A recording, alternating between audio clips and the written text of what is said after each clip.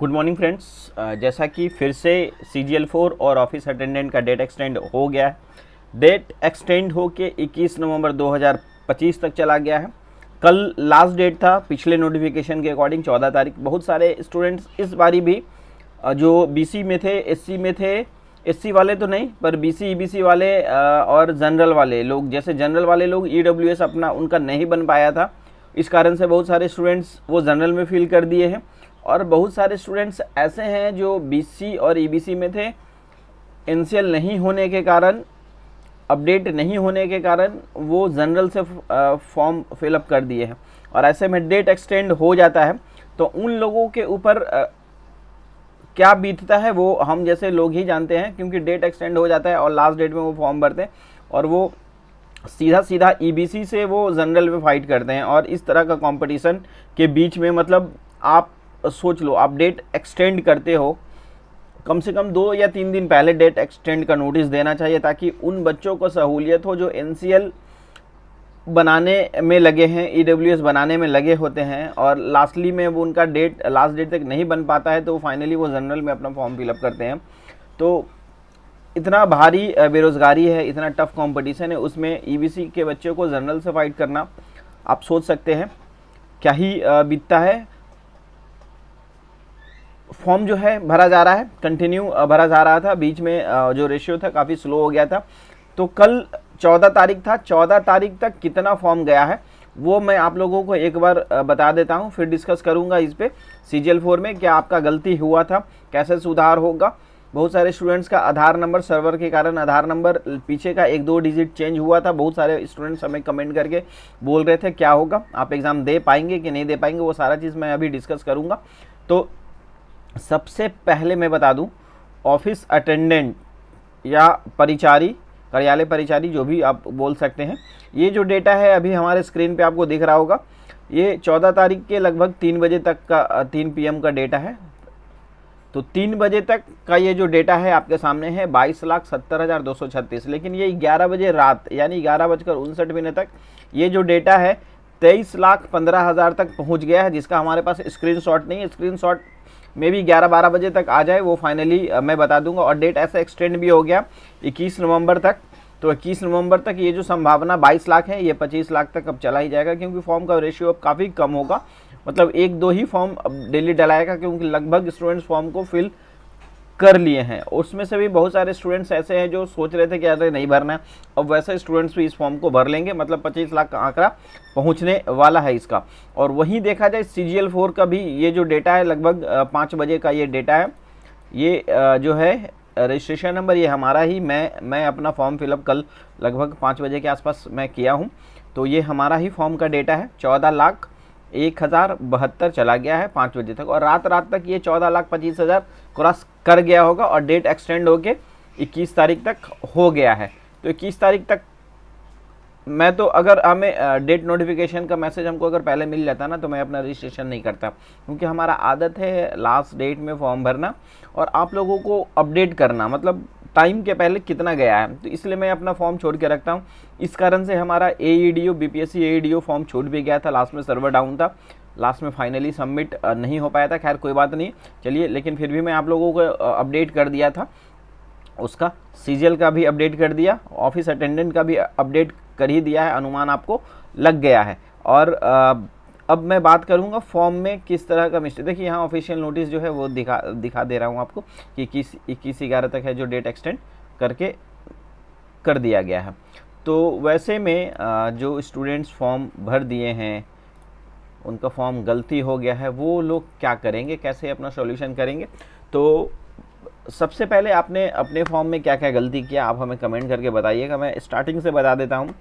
नाम में गलती कर लिए हैं तो भारी मिस्टेक है, आप फिर से फॉर्म भर लीजिए। अगर नाम में मिस्टेक है तो आपका दोबारा से रजिस्ट्रेशन हो जाएगा, कोई दिक्कत नहीं है। नाम के अलावा आपने फादर्स नेम में गलती कर लिया, एक आध स्पेलिंग, आपको अगर लगता है री रजिस्ट्रेशन, फादर्स नेम में भी अगर गलती है तो आपको फिर से फॉर्म भरा जाएगा। मदर्स नेम में अगर एक आध स्पेलिंग मिस्टेक हो गया है, कोई प्रॉब्लम नहीं, आप उसको छोड़ दीजिए, एडिट का टाइम भी आएगा, क्योंकि डेट एक्सटेंड इतना हो रहा है, एडिट का भी टाइम आएगा। क्योंकि आप इंटर 2023 का आप डेटा निकाल के देखेंगे तो इसी तरह हो रहा था, और बाद में फिर एडिट का भी बहुत बार ऑप्शन दिया गया था। तो एडिट का ऑप्शन आएगा और मदर्स नेम में प्रॉब्लम है, कोई इशू नहीं होने वाला है।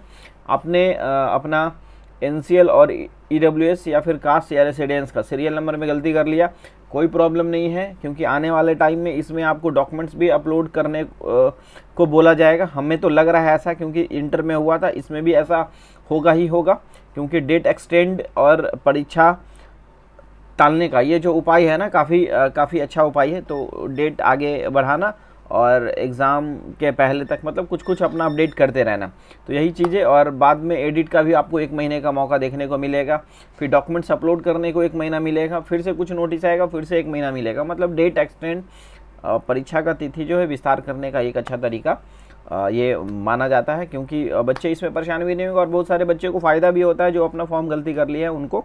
तो यही है। तो सीरियल नंबर पे आपने गलती कर लिया है, या फिर डेट डालने में गलती कर लिया है, जैसे इशू डेट डालने में गलती कर लिया है, या फिर आपका RO का था आपने SDO चुन लिया, या चाहे SDO का था RO चुन लिया, इस समय कोई प्रॉब्लम नहीं होने वाला है। डॉक्यूमेंट वेरिफिकेशन के टाइम आप अपना बस इस डेट का दिखाएंगे, वो वैलिड हो जाता है। ज़्यादा से ज़्यादा क्या होता है, एक एफिडेविट बनवाना पड़ता है 100-200 का, वो चल जाता है। और एफिडेविट से आप लोगों को तो पता चल ही गया होगा कि एफिडेविट वाला मामला अभी कितना चल रहा है। तो जब उतने बड़े मिनिस्टर एफिडेविट से काम अपना चला सकते हैं, तो आप स्टूडेंट्स क्यों नहीं कर सकते, बिल्कुल कर सकते हैं। तो खैर ये हो गया। और उसके बाद कॉलम आता है आधार कार्ड का। आधार कार्ड में बहुत सारे स्टूडेंट्स का 1 आध नंबर पीछे मिस्टेक हो गया, कोई दिक्कत नहीं है, आप एग्ज़ाम दे देंगे, एग्ज़ाम सेंटर पे कोई दिक्कत नहीं होता है इससे। और बाकी जब एडिट का टाइम आएगा, अगर आपको लगेगा ऐसा मौका, तो एडिट आप कर लीजिएगा। उसके बाद से कॉलम आता है एड्रेस। एड्रेस में आपने कुछ भी गलती कर लिया है, सिर्फ डिस्ट्रिक्ट छोड़ के, अगर डिस्ट्रिक्ट आप जैसे आपका डिस्ट्रिक्ट पटना है और आपने चूज़ कर लिया नवादा, नालंदा, या गलती से चूज़ हो गया, चूज़ नहीं कर लिया, गलती से चूज़ हो गया, तो एडिट का टाइम आएगा, एडिट कर लीजिए, क्योंकि इसमें सुधार और दोबारा रजिस्ट्रेशन करने से आपका हो सकता है एडमिट कार्ड दोबारा नहीं जारी हो, मतलब दोनों का दोनों फॉर्म रिजेक्ट हो जाए। तो उससे बेहतर उसको ऐसे ही छोड़ दीजिए। एडिट का टाइम देखिए, एडिट अगर नहीं भी होता है तो आप जब आप PT मेंस में जाते हो, मेंस के समय अगर मौका लगा तो, नहीं तो एडिट के समय मौका लगा तो एडिट के समय, नहीं तो फिर बाद में तो एफिडेविट है ही है। तो इस तरीके से आप कर सकते हैं।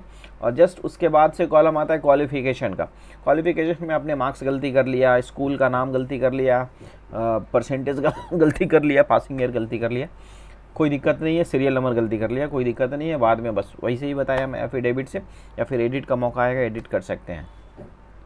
और फिर उसके बाद से कॉलम आता है फ़ोटो साइन का।